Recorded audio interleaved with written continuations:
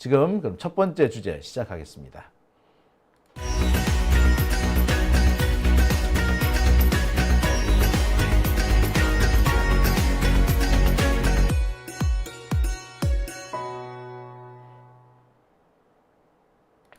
오밤중 뉴스 함께하고 계십니다. 자, 첫 번째 주제, 제가 원래는 관봉권 띠지 분실 사건을 먼저 다루려고 했는데 내용 구성상 관봉권 띠지 분실 사건을 두 번째로 하는 게 좋을 것 같아요. 세 번째가 신한저축은행에 대한 얘기를 제가 하겠다라고 말씀드렸기 때문에 두 번째, 첫 번째 관봉권을 두 번째로 돌리고 두 번째로 준비했던 김건희 현재 상태를 첫 번째로 바꿔서 한번 진행을 해볼까 합니다. 지금 김건희가 구치소에 수감된 게 일주일 남짓 됐죠. 김건희는 지금 어떤 삶을 살고 있을까요? 항상 엄청난 부자로 살았던 김건희, 그리고 뭐 검사든 판사든 뭐 어떤 뭐 권력기관이 됐든 이런 사람들을 동원해 가지고 자신들의 주장을 관철시키고 자신들의 이해관계를 관철시켜 왔던 사람이 바로 김건희죠. 이런 김건희가 정말 아무것도 없는 구치소에 수감이 됐습니다. 그게 일주일이 지났어요.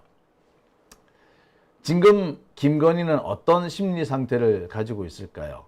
자, 그 얘기를 제가 오늘 첫 번째 주제로 준비해 봤습니다. 자, 구치소 수감 일주일 남짓 김건희 현재 상태입니다. 보통 사람의 경우는요, 일주일 정도 구치소에 있게 되면은 사람이 멘붕 상태에 빠집니다. 적응이 안 되는 분들은 이때까지도 교도소 생활에 전혀 적응을 못 한다고 해요. 특히 고위층이었을수록 적응이 어렵다고 하죠. 김건희는 어떨까요? 김건희는 구치소 생활에 어떻게 잘 적응하고 있을까요? 특히 요즘 날이 무척 덥습니다. 구치소 안은 덥다고 하죠. 김건희는 평생 아마 에어컨 없이 여름을 나보지는 않았을 겁니다. 그런데 올 여름은 글쎄 뭐 여름에 막바지가 되겠습니다만 에어컨 없이 살게 될지도 모르겠습니다. 아니, 에어컨이 없을 거예요. 지금 김건희는 특검 수사에 일일이 응하고는 있습니다. 벌써 2번 응했고 어제로 예정이 되어 있던 출석을 일단 거부했고 오늘로 예정되어 있던 출석도 거부했습니다. 그러니까 원래 어제 오늘 출석을 해야 했지만 둘 다 거부하고요. 21일 날 출석하는 걸로 좀 바꿔놨다고 하죠. 왜 그럴까요? 예. 참. 자, 이런 김건희, 글쎄 무슨 생각인지 저는 잘 모르겠습니다. 아니, 특검 수사에 응하기로 했으면 계속 응하든가, 안 응할 거면 응하지 말든가 하지, 응하다가 말다가. 하지만 저는 예측을 했었죠. 김건희는 초반에는 검찰 수사에 응하는 듯 하다가 후반부로 가면은 응하지 않을 거다. 그리고 수사보다는 정치적인 소요나 선동을 하는데 집중할 거다. 사실상 지금 윤석열이 됐든 김건희가 됐든 사법적으로 빠져나갈 길은 없다. 따라서 이들이 유일하게 희망을 걸 수 있는 것은 사법이 아니라 정치, 즉 정치적으로 어떻게 사면을 받는다든지 뭐 이런 것밖에 없다라고 말씀을 드렸었습니다. 예. 사면을 받든지 아니면 자신들이 다시 정치적으로 재기를 해가지고 지들이 뭐 다시 한번 정권을 잡든가 뭐 둘 중 하나야. 그게 아니면 살아날 방법이 없죠.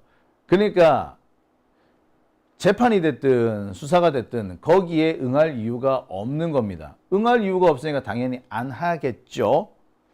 그래서 김건희 아마 구치소에서 나오지 않을 거다. 초반에는 응하는 척 하다가 더 이상 응하지 않을 것이다 라고 제가 말씀을 드렸던 겁니다. 지금 분위기로 보면 일단 소환에 앞으로는 응하지 않을 가능성이 커졌죠. 자, 이와 관련해 가지고 법조계 인사들은 김건희가 앞으로 수사에 응하지 않는다든지 재판에 응하지 않는 것은 정해져 있는 수순일 수도 있다. 이미 김건희와 관련해서는 증거가 상당히 많이 축적되어 있기 때문에 김건희를 불러서 소환 조사를 한다는 것은 사실상 확인하는 수준에 불과하다. 따라서 혐의에 대해서 이미 증거가 완전히 갖춰져 있는데 이 혐의를 김건희가 부인하느냐 어쩌냐에 따라 가지고 김건희의 이 죄질이 좀 달라질 뿐 대세에는 그런 지장을 주지 못할 거다는 거야. 그렇다면은 굳이 김건희가 수사나 재판에 응해서 출석할 필요가 있을까요? 안 하는 거죠. 이미 그 정도는 간파했을 겁니다. 특히 김건희는 얼마 전까지만 해도 자기가 수사기관을 구워 삶을 수 있다라고 생각을 했던 것 같아요. 내가 수사기관 이런 애들 내가 너무나도 생리를 잘 알아서 내가 내 마음대로 구워 삶을 수 있어 라고 주장을 했는데 그 호언장담이 박살이 나버렸잖아요. 그런 상태에서 김건희가 과연 쓸 수 있는 방법이 뭐겠습니까? 안 나가는 것밖에 없겠죠. 그리고 사실 이 수사와 관련해 가지고는 최대한 수사기관에서 말하지 않는 것이 좋다고 합니다. 수사기관이 뭘 가지고 있는지 나는 모르잖아. 따라서 그들이 스스로 말을 하게끔 유도하는 수밖에 없대요. 그래서 수사는 웬만큼 회피하는 게 가더라도 진술을 적게 하는 게 좋다고 합니다. 그런 측면에서 보자면 김건희가 앞으로 수사에 응하지 않을 것이다라는 것은 약간 예정된 수순일 수도 있어요. 그러면은 김건희 수사를 안 받고 구치소에서 뭐 할까요? 원래 오늘 검찰 특검 수사를 받아야 되는데 특검 수사를 거부한 상태입니다. 자, 특검 수사를 거부한 김건희 뭘 하고 있을까요? 최근에 김건희는 신평 변호사를 만났다고 합니다. 신평 변호사. 자, 이 신평 변호사는 오늘 김건희와 관련돼서 자신의 SNS에 장문의 글을 하나 올렸습니다. 김건희를 만났더니 무슨 일이 있더라, 어떻더라 하는 뭐 그런 얘기예요. 자, 그런데 내용이 재밌습니다. 김건희가 대뜸 무슨 얘기를 했다고? 내가 죽어버려야 남편에게 살 길이 열리지 않겠느냐. 내가 죽어버려야, 그래야지 김건희가 죽으면은 윤석열이 살지 않겠느냐. 뭐 이런 얘기를 하는 거죠. 여러분 어떻게 생각하십니까? 김건희가 죽는다? 글쎄 뭘 의미하는지는 모르겠습니다만 그런다고 해서 과연 윤석열이 살아날 수 있을까요? 아니 윤석열은 내란이란 말이야. 내란을 저지른 놈이 살아날 수 있을까요? 김건희가 어쩐다고 해서 윤석열을 살릴 수 있는 상태는 분명히 아닐 겁니다. 그런데도 김건희는 오늘 신평 변호사를 만나자마자 내가 죽어야 윤석열이 사나요? 라고 했다는 거죠. 다분히 의도성이 보입니다. 정리를 한번 해볼게요. 이 신평 변호사가 SNS를 통해서 전달한 김건희 발언 내용입니다. 뭐라고 되어 있느냐? 선생님, 제가 죽어버려야 남편에게 살 길이 열리지 않을까요? 라고 했다는 거야. 예. 그런다고 지금 해결될 일이 아니죠. 윤석열은 내란으로 지금 감옥에 가 있습니다. 내란으로 감옥에 가 있는데 뭐 어떤 일이 벌어진들 윤석열이 어떻게 살아나겠습니까? 사실 윤석열이 살아날 길은 없다라고 보는 게 더 정확하죠. 자, 그런데 김건희는 여기서 자기가 희생을 하면은 윤석열이 살 수도 있는 것처럼 얘기를 해요. 아닌데? 그리고 그걸 모를 수가 없죠. 윤석열은 내란, 김건희는 부패인데 이게 어떻게 각각 연결을 지을 수가 있겠습니까? 연결을 지을 수가 없어요. 그런데 대뜸 보자마자, 신평을 보자마자 내가 죽어야 남편이 살까요? 다분히 의도적이죠. 그러면서 한동훈 욕을 그렇게 했다고 합니다. 어떻게 그럴 수가 있느냐. 한동훈 지가 배신을 안 했으면 우리 모두 무관한 영광을 누릴 수 있을 텐데. 그러니까 한동훈 지가 권력을 잡을 수도 있었을 거다. 근데 왜 우리를 배신해가지고 한동훈 지도 바보 되지 않았냐. 뭐 요딴 얘기인 거죠. 정신 못 차린 거죠 아직. 내가 죽어야 남편이 사느냐라고 말해놓고는 이 모든 일은 한동훈 때문이다 라고 또 뒤집어 씌우는 거지. 남 탓하고 있는 거야. 내가 죽으면이라고 하는 것은 극단적으로 모든 잘못을 내가 지고 가겠다. 자신을 탓한다는 그런 의미가 되는데 갑자기 돌아서서 한동훈 욕을 한다? 그렇죠.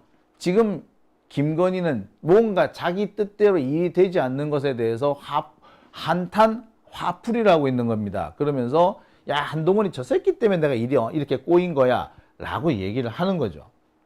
참, 누가 보더라도 얘는 아직 정신 못 차렸지. 지가 뭘 잘못했는지도 모르는 거야. 지가 얼마나 황당한 짓을 했으며 국정을 농단을 했는지 반성이 없는 겁니다. 아, 씨발, 내가 죽으면 돼? 내가 죽으면 돼? 뭐 이런 식의 태도죠. 이 양아치 같은 태도 아닙니까? 이 양아치 같은 태도를 지금 김건희가 보여주고 있는 겁니다. 야, 참 골고루다, 그죠? 아, 이런 애가 참 한때 나라를 대표했다는 게 참. 자, 근데 내가 죽으면 윤석열이 사느냐, 이 같은 표현은, 이 비슷한 표현을 김건희는 그 전에도 한 적이 있습니다. 구속이 되고 난 다음에 첫 번째로 특검에 소환돼서 조사를 받을 때, 그러니까 지난 8월 14일 날 특검에서 조사를 받을 때, 그때 그런 얘기 했대잖아요. 변호인들이 와가지고 이제 김건희에 대해 접견을 하는데, 내가 다시 남편과 같이 살 수 있을까요? 아니, 진짜. 남편하고 같이 살까? 이걸 걱정하는 사람이 지금까지 윤석열 면회 한 번 안 갔죠. 아니, 이번 2차 구속 때도 그렇지만 1차 구속 때도 안 가지 않았습니까? 남편과 다시 살고 싶다. 그 생활이 이제 우리한테 돌아올까? 이런 얘기를 했던 사람이 단 한 번도 왜 자기 남편 면회를 안 가는데, 이 말이 되는 얘기입니까? 심지어 윤석열이가 그때 긴급 체포가 되면서 그 옷이 없이 감옥에 갔잖아요. 근데 그 옷 가지러 가지도 않았어. 안 그렇습니까? 윤석열이가 지난 헌법재판소 왔다 갔다 할 때도 심지어 윤석열이가 그 서울지구 국군병원 여기에 치료를 받으러 갔을 때도 김건희는 안 나타났어. 아니, 그렇게 남편이 애달픈 사람이 남편이 감옥에서 잠시 나왔는데 그것도 보러 가지 않는다고? 아니, 어떻게 면회를 한 번도 안 갈 수 있지? 자, 비슷한 상황은 아니겠습니다만 이거를 그냥 거기다 갖다 댈 수 있을까 싶기도 합니다만, 여러분, 만약에 여러분들 젊을 때로 한번 돌아가 봅시다. 특히 남자분들 군대를 갔어요. 정말 죽고 못 사는 여친이 있었습니다. 근데 그 여친이 군 복무 기간 동안 단 한 번도 면회 오르질 않았다. 그러면 그 여친 계속 사귀어야 돼, 말아야 돼? 예, 그 사람은 이미 나랑 마음이 뜬 사람이죠. 군대도 그러한데 감옥에 가 있는 사람을 면회조차 않았다. 와, 이거 정말 좀 황당하지 않습니까?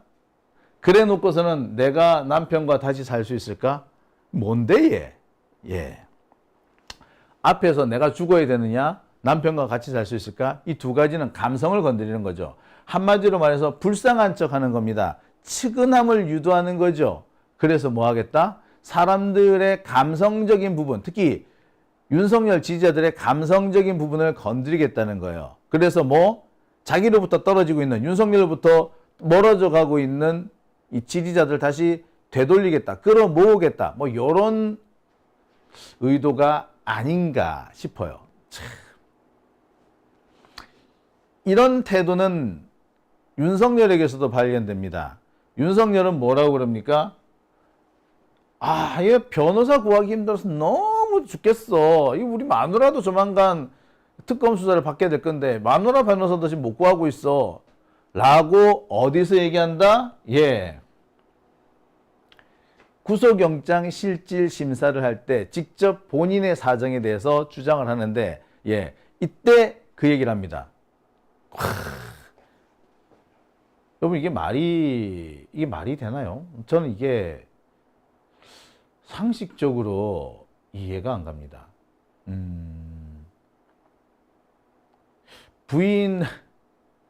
그 부인이, 변호사비를 걱정하는 그 부인이 아직까지 면회도 안 왔단 말이야. 근데 윤석열은 이걸 가지고 내가 내 부인이 우리 집사람 지금 변호사비도 내가 걱정해야 되고 어쩌고 저쩌고. 저 그 말했다는 게 저로서는 조금 의아합니다. 여러분 의아하지 않으세요? 저는 매우 의아합니다.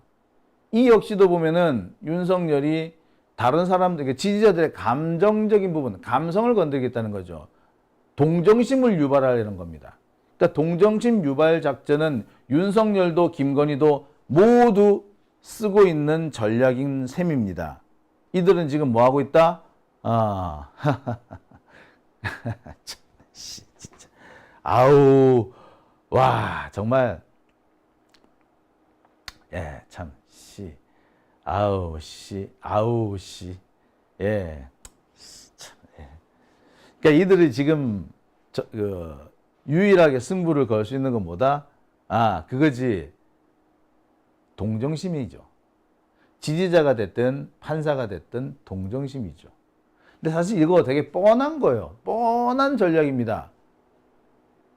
정상적인 어떤 우리 국민들한테는 전혀 통할 수가 없는 그런 작전 아니겠습니까? 그런데 통하는 데가 있을 수도 있죠. 그게 뭐다? 하나는 적폐 판사고 또 하나는 극우 선동 세력들입니다. 이들은 이들은 그래요. 어떻게든 간에 윤석열한테 어떤 쉴드를 쳐주고 싶을 테니까 꼬투리가 될 만한 건 다 동원하겠죠.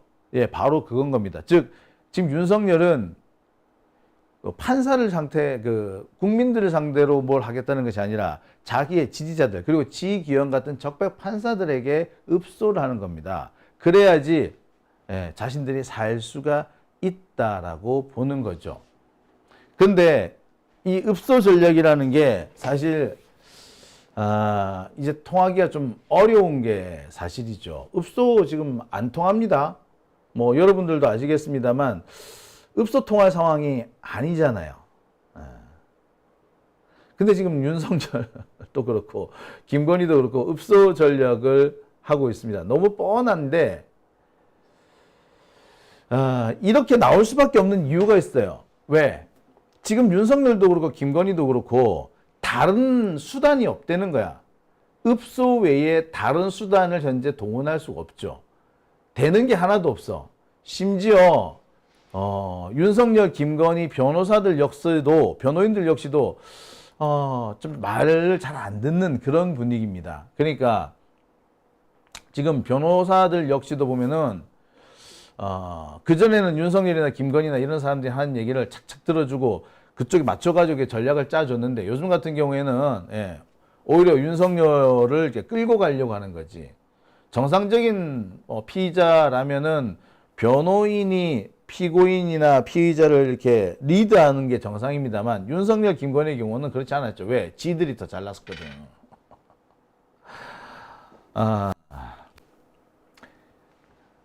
그랬던 이들이 갑자기 상황을 바꿨다, 대응 태세를 바꿨다는 것은 이들이 다른 수단으로는 더 이상 지금의 난관을 극복하기 어렵다고 본인들도 알았던 거죠.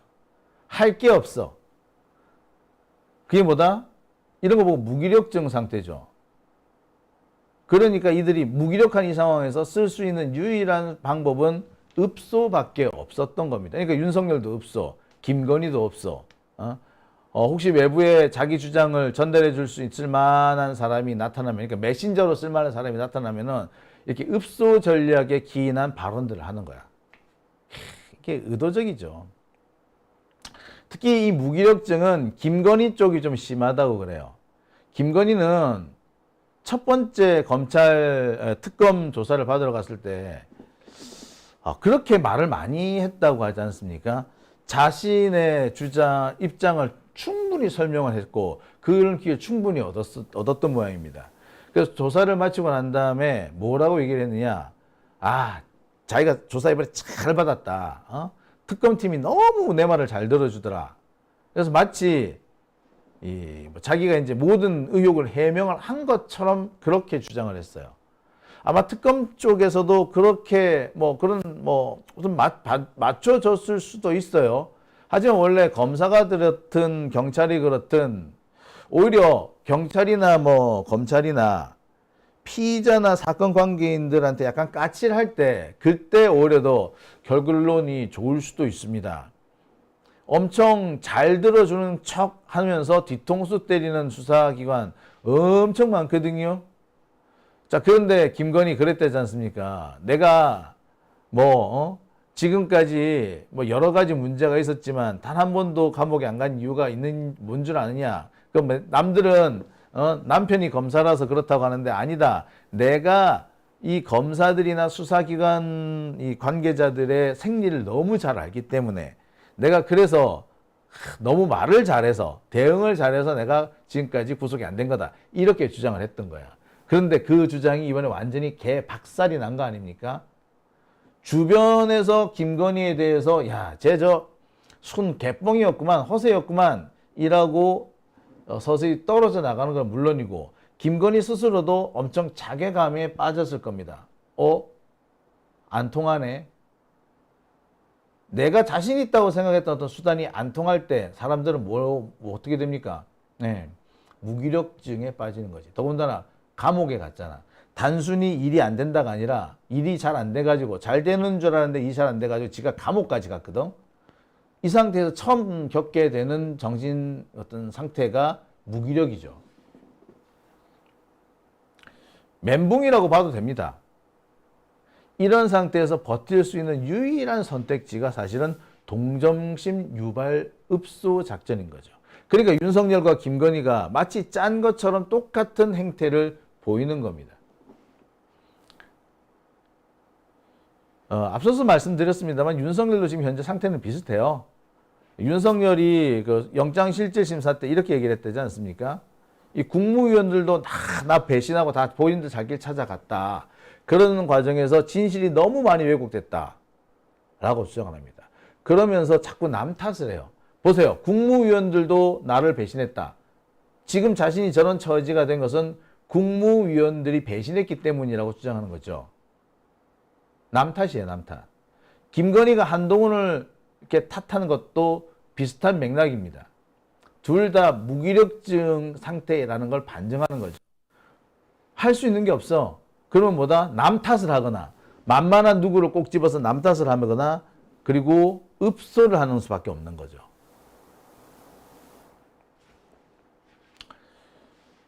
그러니까 지금 윤석열과 김건희의 상태는 멘붕이거나 멘붕 직전이라고 해도 과언이 아닙니다. 그들이 겉으로는 좀 멀쩡해 보이지만 글쎄요. 제가 볼 때 점차 내부에서 무너져가는 중이 아닐까 저는 이렇게 예측을 해봅니다.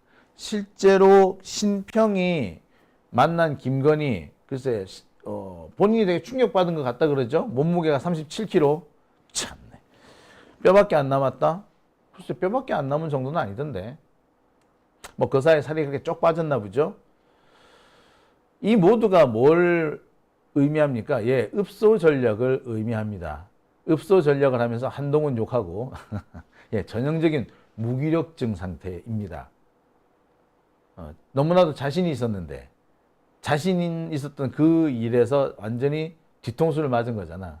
그러면 무기력할 수밖에 없어요. 예를 들어 이런 겁니다. 나 국어 과목에 자신 있어. 내 국어만큼은 자신 있어. 라고 했는데 시험 쳐보니까 국어 점수가 빵점이 나왔어. 그러면은 내 공부 뭐 어떻게 된 거지?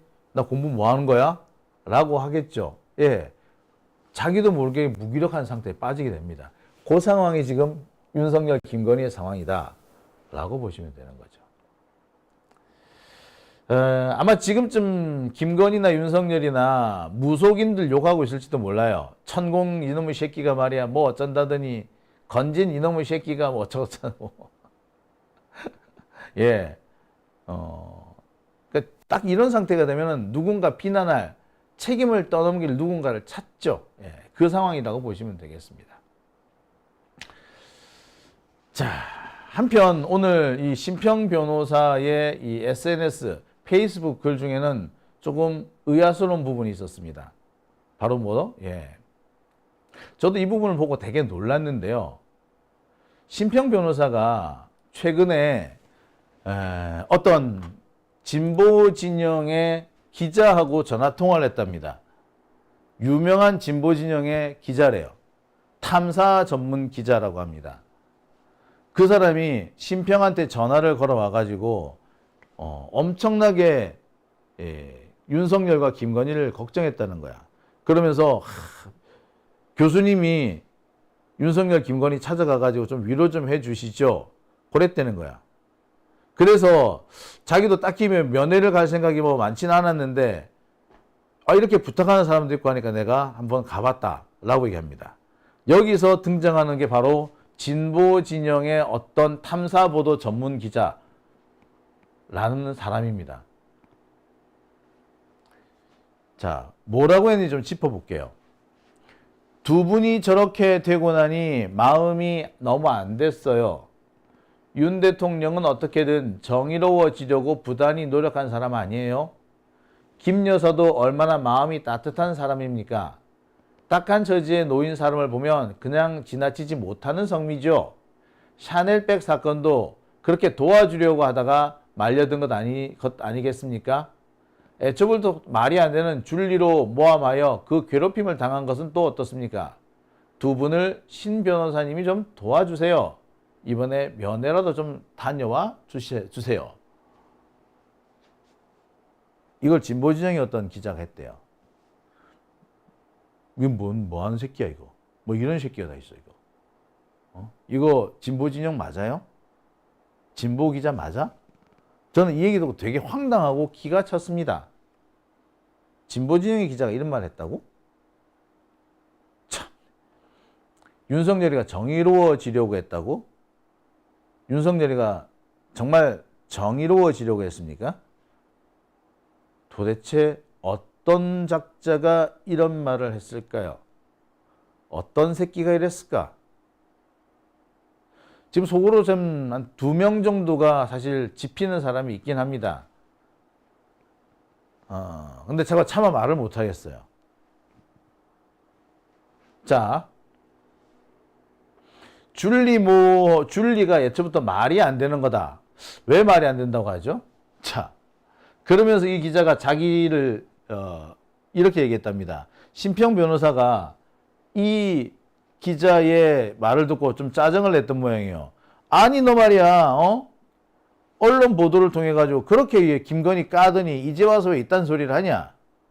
그러니까 그 기자가 이렇게 얘기했대요. 내가 탐사보도 전문 기자라서 어쩔 수가 없었다. 나 좀 이해해줘. 지금 마음이 많이 슬퍼서 이렇게 전화하는 거야. 그러니까 너 나 좀 봐서 윤석열, 김건희 면회 좀 다녀와. 그랬다는 거죠. 헐. 누구지 이거? 도대체 누굴까요?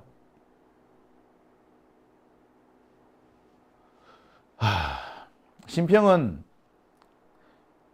많은 사람들한테 이름이 잘 알려진 진보 진영에 속하는 대표적 언론인 중에 한 사람이고 탐사보도 전문 기자라고 합니다. 대충 짚히는 사람이 몇 사람 있죠. 예. 그러니까 결국 우리 내부에 겉으로는 윤석열, 김건희와 맞서 싸우는 척하면서 실은 윤석열, 김건희를 위해서 움직이는 간첩 같은, 밀정 같은 놈이 있다는 거죠. 어느 새끼가 이런 짓 하고 있지? 참. 우리가 좀 밝혀내야 되지 않을까요? 정말 열받습니다. 그죠? 참. 어떻게 참. 와. 참, 네네. 제가 이 얘기를 듣고 어찌나 기가 차든지, 누굴까요? 도대체 어느 놈이 그랬을까요? 정말 꼭 한번 어떤 놈인지 얼굴을 보았으면 하는 바람입니다. 간절합니다. 참. 자, 한편 윤석열 오늘 한 건 올렸습니다. 오늘 윤석열과 관련해 가지고 이런 기사가 떴습니다. 김건희 특검팀을 고발하겠다. 그것도 검찰에 고발하겠대. 그러니까 윤석열은 검찰은 아직도 자기 편이다. 뭐 이렇게 생각하는 모양입니다. 이게 무슨 얘기냐면요. 지난번에 윤석열이 빤스만 입고 설치다가 한번 난리가 난 적이 있죠.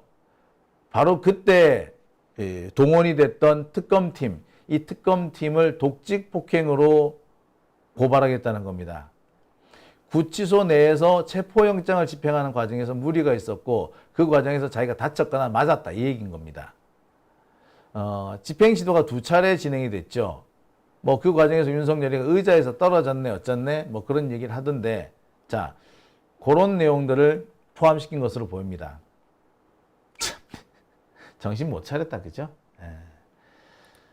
이걸 보면은 글쎄 윤석열 입장에서는 할 게 얼마나 없었으면 이런 짓을 하겠나라는 생각이 들고요. 또 한편으로는 야 옛날에 한동훈이가 왜 그랬는지 이해가 가네 싶기도 하죠. 딱 한동훈이 옛날에 하던 짓 아닌가요? 참, 아이고,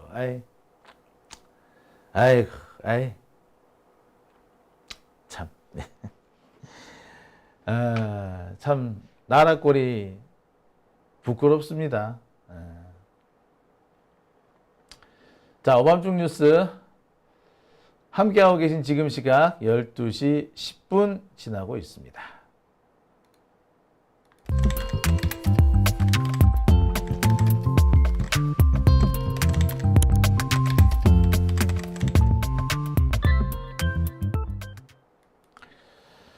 자, 오밤중 뉴스